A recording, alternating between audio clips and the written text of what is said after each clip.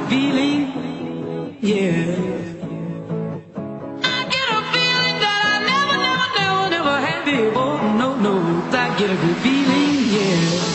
Oh, sometimes I get a good feeling, yeah. I get a feeling that I never had before. No, I get a good feeling, yeah. Yes, I can. Doubt, better leave. I'm running with this plan. Pull me, grab me, crabs in the bucket, can't have me. I'll be the president one day. January 1st. Oh, you like that guy? Like you the one picking what guy. Hello, everybody, and welcome to the Ozarks Sports Report podcast. I'm here with the head coach of the Hartville Eagles, Coach Clint Horn. And for today's show, we're going to be doing a season recap with the head coach of the Hartville Eagles, Coach Clint Horn. Recapping the season for the Hartville Eagles, Hartville went 16-11. Their 11 losses came to Springfield Catholic, Clever, Mansfield, Seymour, Norwood, Plato, Conway, Forsyth, Walnut Grove, Fordland, and Mansfield again in the Class 2 sectional. Coach, what was the main focus going into this year with the Hartville Eagles this season of 2018? I think our main focus this year was trying to figure out what our identity was. This was my first year there, and the year before we graduated 6 seniors, 6 starters. So we didn't have a whole lot of returning varsity experience. And when those guys did, they came out and they proved some people wrong. We progressively got better from last summer until the spring, and I think we kind of shocked some people at the end of the year.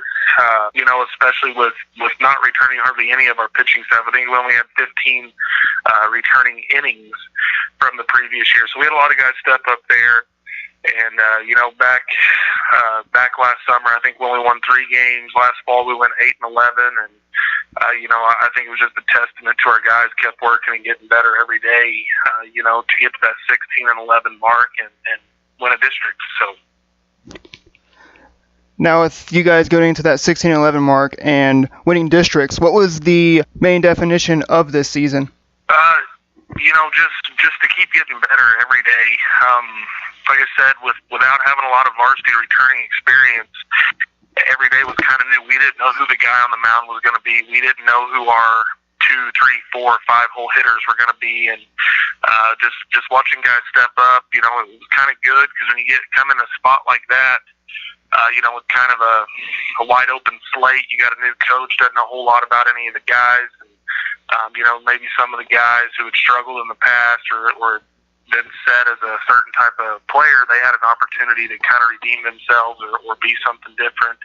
And, a lot of our guys did that. And, we had some guys who were all infielders their whole life and played some outfield innings, and some guys who hadn't pitched a whole lot in the past stepped up and get the job done for us. So I think that was kind of our definition, was just every single day, being the best you could be and earning your spot, earning your playing time, and helping the ball club win. Now we move on to the topic of wins. And you guys had 16 wins. What was the most important win of the season out of those 16 wins that you guys had? I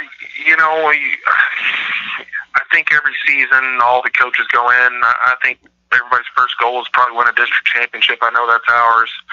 I don't want to say that Plato was the most important win in the district championship game because we had to beat a good Crocker team in the semifinals to get there. Crocker, I think, only had 7 wins coming in to that game, but they had a really, really nice player, good pitcher on the mound. I knew it was going to be tough. I think we only beat them 5-0 in that semifinal game, but they were a quality club. And then, playing Plato in the district championship game, it was kind of different. We played them at 10 a.m. on a Wednesday morning. Didn't expect a big crowd, but we had a big crowd come out. It was a good ball game, good atmosphere. So that's what our season goal was. We wanted to win a district and hang a banner, and we accomplished that. So, staying in the subject of wins, what was the most exciting win of this season? It was definitely the Plato game. We got up 5-0. I think we scored all 5 runs in the 4th inning. Caleb Moore pitched a complete game for us, and in the 6th inning we had 3 errors, and he kept his composure. It was after a couple of those errors, they hit a home run. Next thing you know, it's it's 5-4, and they've got the tying run on second base with 2 outs. Then they hit a soft liner to our shortstop. We got out of the inning, and it was the longest 2.5-hour game of my life. Just so much emotions, especially in that one inning.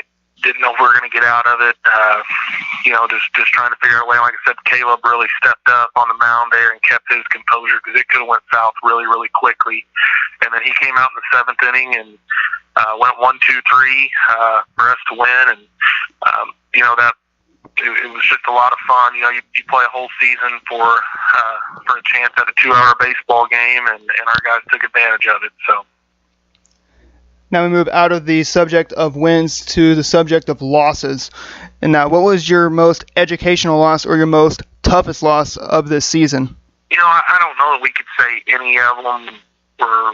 Obviously, the Mansfield game and the sectional game, they were the runner-up, and we knew it was going to be an uphill battle there. I would say the one that probably stung the most at the time was we went over to Seymour, and they really laid it on us one night. I think they beat us 16-0, and they were a really good ball club this year. It was a tough week for us because we had 3 conference games. And then we had to turn around and play our tournament at Hartville. So had a lot of baseball there in a short amount of time. And Seymour jumped out on us early. So, we tried to hold some pitching back for that weekend for our tournament. And it got a little out of hand. And, I think our guys took some, I don't want to say pride, but just in the game of, hey, we're not going to let anybody 10 run us again. And that didn't happen the rest of the year. So I think that was our most learning that we did after a loss. But, nobody wants to lose at all. And when it does happen, you just have to learn from it and grow from it and try not to make the same mistakes in the next game and get better. Staying in the same subject as the losses, what was your most disappointing loss of the season for the Hartville Eagles? Our most disappointing loss this year, I don't want to say I was disappointed. We went over and played Walnut Grove in the last, it was supposed to be our last regular season game in the spring. We ended up adding New Covenant after that. And they were really good, and they had Logan Tomlinson, I believe is his name, going to Missouri State on the bump, and he's for real. So that was an uphill battle, and it wasn't that we were sitting there expecting to go in and beat these guys 20-0. But we played extremely bad that game. I think we ended up losing 9-2, which with him on the mound, you had no room for error. If you're going to beat a guy like that, which was already an uphill battle. Like I said, we played really bad. I was kind of worried because then we're going to go play New Covenant 2 days after that. I think they were ranked 5th in the state at the time, and they were a quarterfinal team this year. So that next day of practice was not a fun practice. Had to get our guys refocused, and we kind of went on a run after that.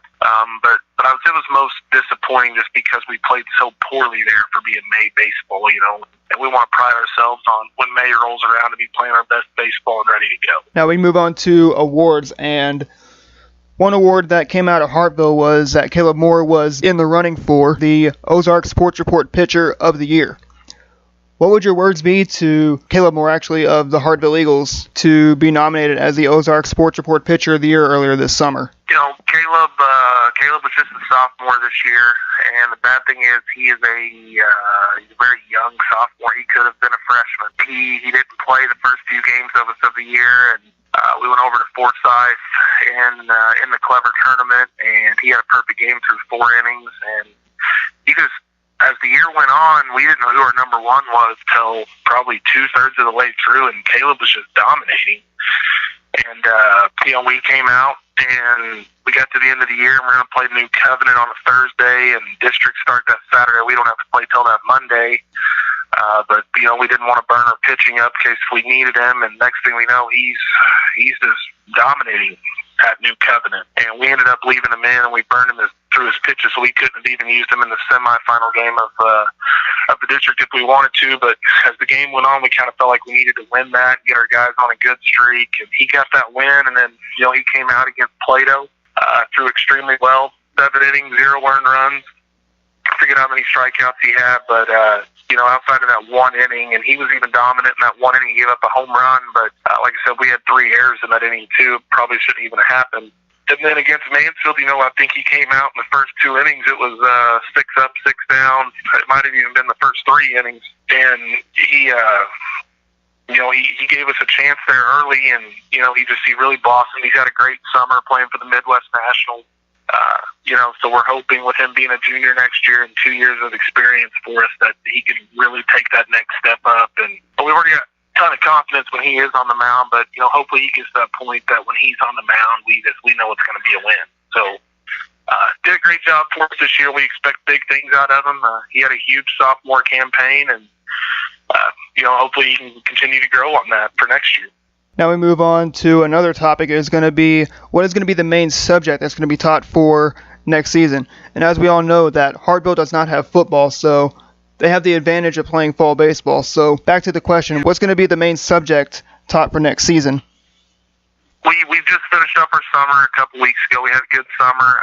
Fortunate thing for us, we only graduate 2, so we return the majority of our team.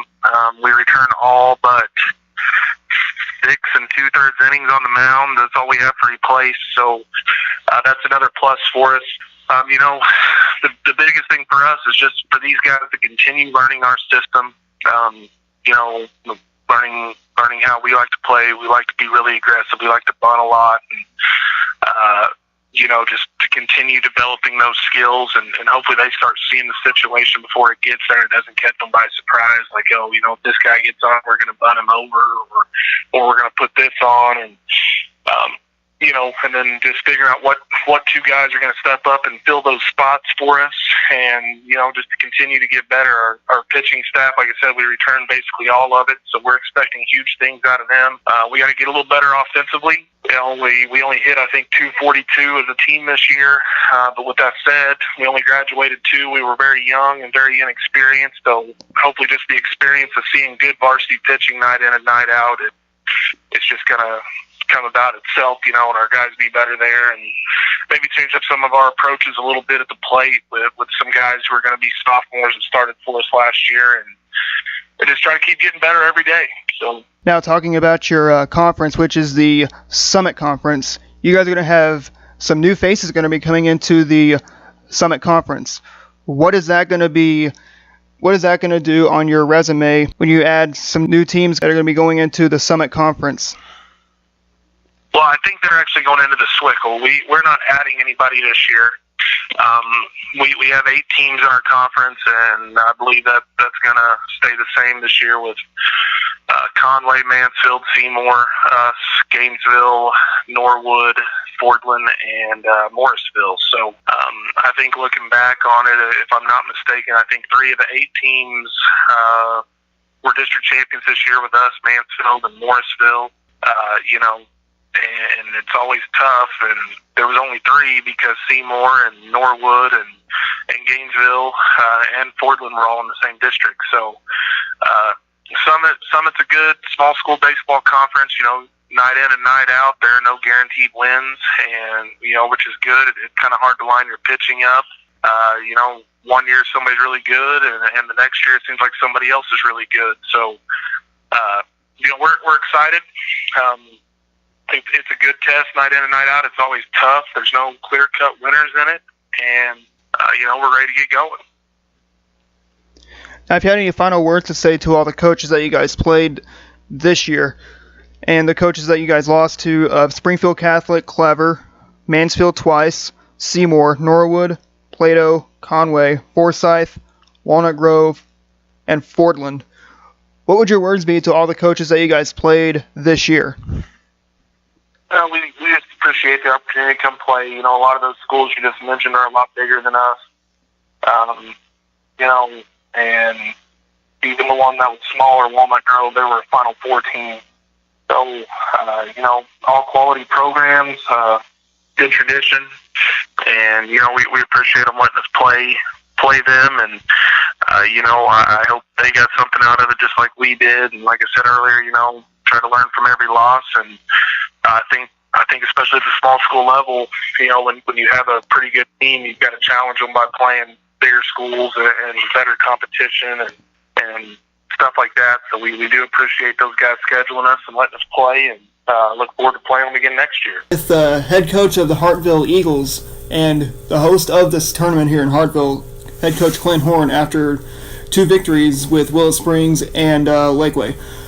Coach Horn, what was the main ingredient for both your wins today against Willow Springs and Lakeway? We just came out today and we swung the bats really well. We put up 9 runs in the first game. Came out in the top of the first inning. We were the visitor in both games, and we scored 4 to start out the day. And against Lakeway, we put up 13 runs. So when you put up 22 runs in 2 ball games, you definitely got to like your chances of winning. And we took some good quality at bats today. And kind of the backstory on that is we hadn't scored a run in our past 17 innings, so to come out and offensively hit the way we did today, was a plus for us. So. And with those 2 victories that you had against Lakeway and Willow Springs, who are 2 players that you think shined today on the diamond today against Willow Springs and Lakeway? We'll talk about our pitchers first. Jarrett Calton, he came out against Willow Springs, and I believe he threw 4 1/3 innings. He had started last night for us at Seymour and wasn't super sharp, so he'd thrown 28 pitches in the first inning, so we decided, hey, we're going to pull you from that game. We're going to bring you back tomorrow. And I think he was at 70 pitches through 4 1/3, but it had done really well. And then Brady Ward, he's a freshman for us. He came out against Lakeway. I believe he had 7 strikeouts through 3 innings, and he just did a great job. So offense and pitching were definitely our 2 big things today. And then you're going to be playing either Gainesville or Crane in the championship, or Norwood or Crane, depending on the performance of these 2 teams. What is your main objective that you're going to be telling your players on how to play either Crane or Norwood? Tomorrow, I think a lot's going to have to do with the weather. It's supposed to be a cold day. We're not going to play until 7 o'clock tomorrow night. They're calling for a north wind, which at our place, the wind's going to be blowing in. So our big thing is, hey, we're going to go up there. We got to throw strikes. We don't have to worry about anybody realistically hitting the ball out of the yard tomorrow. And we've just got to string some good at-bats together. When you play in cold weather like that and super windy conditions, usually offense doesn't win or lose your game. It usually comes down to who makes or doesn't make an error or 2, and give somebody a run or 2. So we just got to come out, play fundamental baseball like we did today, string together some quality at-bats and see what happens. And, pitchers just got to throw strikes and go right at guys tomorrow. And final question is, with the teams that you played of Lakeway and Willow Springs, what would your words be to both Coach Forrest and the coach at Lakeway? Coach Forrest and Coach Forrest at Willow Springs and Coach Pointer at Lakeway, it's kind of neat. Kind of grew up playing with both of those guys on different teams, so we knew each other coming in. And they both do a great job. Coach Forrest, we played a couple times this summer, and he beat us. And we were rivals in high school. He was a Norwood grad. With me being from Hartville, we played a lot. Both of them went on to have very successful college careers. I know they're doing the right things where they're at, and just keep plugging away. That first game today, if we don't jump out 4-0, if they don't make a couple errors that really helped us, that game could have completely went the other way. So we were just thankful to escape with 2 wins today, especially after losing last night. We've played 3 games in the past 22 hours at this point, and we're just thankful to be 2-1 and have a chance to play for a championship tomorrow. All right, thanks for taking the time with us, Coach Horn, and best of luck tomorrow in the championship. Thank you. All right, that's going to wrap up our show for today. We hope you enjoyed our show, and we hope you enjoyed us sitting down with the head coach of the Hartville Eagles, Coach Clint Horn. And if you want to stay connected with them through their social media, be sure to like them on Facebook. Follow them on Twitter. Their Twitter is at Coach Horn 10. Once again, that's at Coach Horn 10 on Twitter. And if you want to stay connected with us through our social media, be sure to like us on Facebook, follow us on Twitter, subscribe to our YouTube channel, and check out our website. Our website is ozarksportsreport.wixsite.com/Ozarks Sports Report. So for one final time, I want to thank head coach Clint Horn for sitting down with the Ozarks Sports Report and recapping their season. And for all of you that are joining us, we hope to see you guys in the next one. Have a good day, everybody.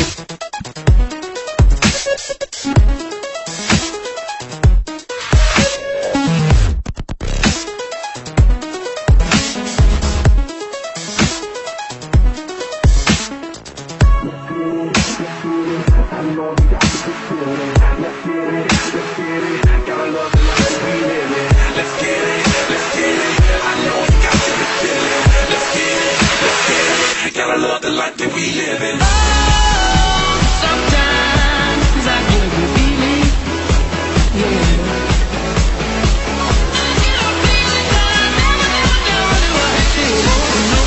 I get a good feeling, yeah. Sometimes I get a good feeling, yeah.